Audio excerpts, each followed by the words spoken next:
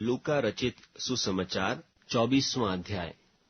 परंतु सप्ताह के पहले दिन बड़े भोर को वे उन सुगंधित वस्तुओं को जो उन्होंने तैयार की थीं लेकर कब्र पर आईं, और उन्होंने पत्थर को कब्र पर से लुढ़का हुआ पाया और भीतर जाकर प्रभु यीशु की लोथ न पाई। जब वे इस बात से भौचक्की हो रही थीं, तो देखो 2 पुरुष झलकते वस्त्र पहने हुए उनके पास आ खड़े हुए। जब वे डर गईं और धरती की ओर मुंह झुकाए रहीं, तो उन्होंने उनसे कहा, तुम जीवते को मरे हुओं में क्यों ढूंढती हो? वह यहां नहीं, परंतु जी उठा है। स्मरण करो कि उसने गलील में रहते हुए तुमसे कहा था कि अवश्य है कि मनुष्य का पुत्र पापियों के हाथ में पकड़वाया जाए और क्रूस पर चढ़ाया जाए और तीसरे दिन जी उठे। तब उसकी बातें उनको स्मरण आईं, और कब्र से लौटकर उन्होंने उन 11 को और सबको ये सब बातें कह सुनाईं।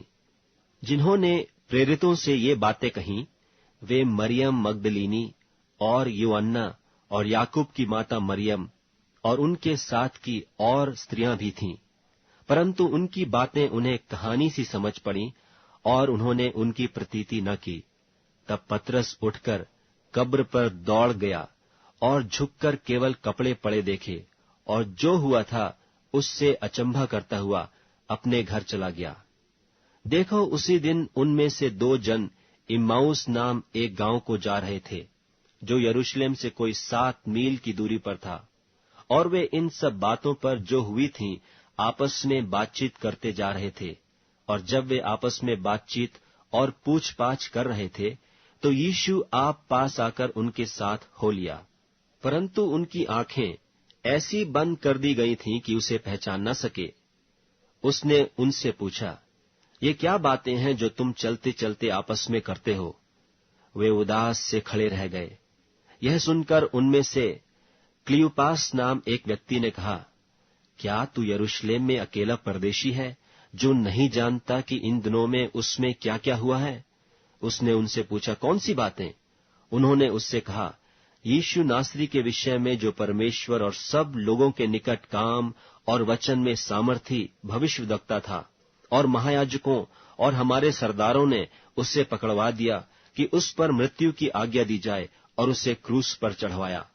परंतु हमें आशा थी कि यही इस्राएल को छुटकारा देगा, और इन सब बातों के सिवाय इस घटना को हुए 3रा दिन है।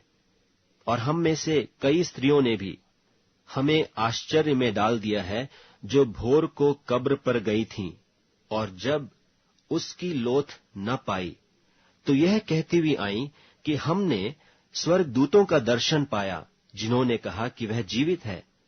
तब हमारे साथियों में से कई एक कब्र पर गए, और जैसा स्त्रियों ने कहा था वैसा ही पाया, परंतु उसको न देखा। तब उसने उनसे कहा, हे निर्बुद्धियों और भविष्यद्वक्ताओं की सब बातों पर विश्वास करने में मंदमतियों, क्या अवश्य न था कि मसीह ये दुख उठाकर अपनी महिमा में प्रवेश करे? तब उसने मूसा से और सब भविष्यद्वक्ताओं से आरंभ करके सारे पवित्र शास्त्रों में से अपने विषय में की बातों का अर्थ उन्हें समझा दिया।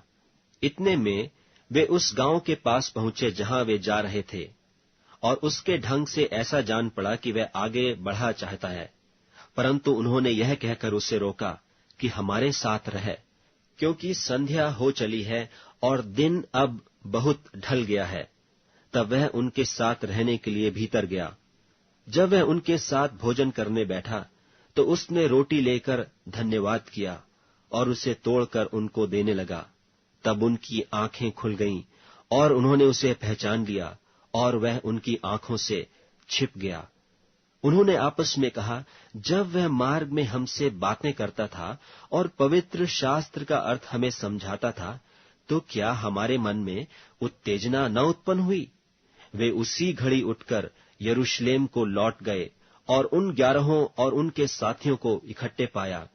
वे कहते थे, प्रभु सचमुच जी उठा है और शमौन को दिखाई दिया है। तब उन्होंने मार्ग की बातें उन्हें बता दी, और यह भी कि उन्होंने उससे रोटी तोड़ते समय क्यों कर पहचाना। वे ये बातें कह ही रहे थे कि वह आप ही उनके बीच में आ खड़ा हुआ और उनसे कहा, तुम्हें शांति मिले। परंतु वे घबरा गए और डर गए और समझे कि हम किसी भूत को देखते हैं। उसने उनसे कहा, क्यों घबराते हो और तुम्हारे मन में क्यों संदेह उठते हैं? मेरे हाथ और मेरे पांव को देखो कि मैं वही हूं। मुझे छू कर देखो, क्योंकि आत्मा के हड्डी मांस नहीं होता जैसा मुझ में देखते हो। यह कहकर उसने उन्हें अपने हाथ पांव दिखाए।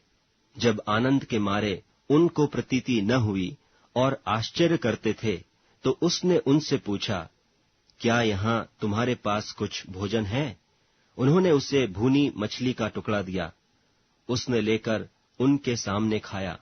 फिर उसने उनसे कहा, ये मेरी वे बातें हैं जो मैंने तुम्हारे साथ रहते हुए तुमसे कही थीं, कि अवश्य है कि जितनी बातें मूसा की व्यवस्था और भविष्यद्वक्ताओं और भजनों की पुस्तकों में मेरे विषय में लिखी हैं, सब पूरी हों।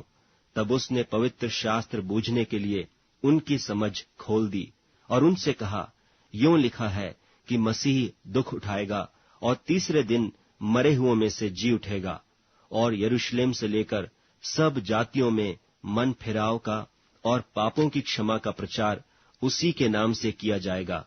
तुम इन सब बातों के गवाह हो। और देखो, जिसकी प्रतिज्ञा मेरे पिता ने की है, मैं उसको तुम पर उतारूंगा, और जब तक स्वर्ग से सामर्थ न पाओ, तब तक तुम इसी नगर में ठहरे रहो। तब वह उन्हें बैतनिय्याह तक बाहर ले गया और अपने हाथ उठाकर उन्हें आशीष दी, और उन्हें आशीष देते हुए वह उनसे अलग हो गया और स्वर्ग पर उठा लिया गया। और वे उसको दंडवत करके बड़े आनंद से यरूशलेम को लौट गए और लगातार मंदिर में उपस्थित होकर परमेश्वर की स्तुति किया करते थे।